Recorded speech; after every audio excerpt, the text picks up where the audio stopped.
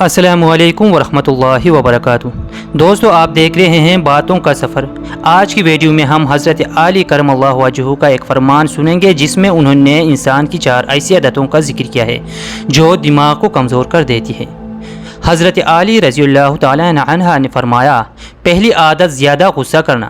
غصہ انسان کی دماغ کو کمزور کر دیتا ہے اور سوچنے سمجھنے کی صلاحیت ختم ہو جاتی ہے۔ دوسری عادت حد سے زیادہ فکر اور پریشانی۔ بے جا سوچنے سے انسان ذہنی طور پر تھک جاتا ہے اور قوت فیصلہ کم ہو جاتی ہے۔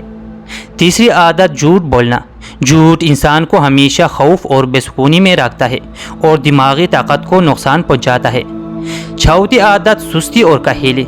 کاہلی انسان کی دماغی اور جسمانی دونوں طاقتوں کو برباد کر دیتی ہے اور ترقی کی راہ میں رکاوٹ بن جاتی ہے۔ دوستو، یہ 4 عادتیں ہمیں اپنی زندگی سے ختم کرنی چاہیے تاکہ ہمارا دماغ ہمیشہ مضبوط اور توانا رہے۔ اگر آپ کو یہ ویڈیو پسند آئی تو لائک اور شیئر ضرور کریں اور مزید سبق آموز کہانیوں کے لیے باتوں کا سفر کو سبسکرائب کرنا نہ بھولیں۔ جزاک اللہ خیرہ۔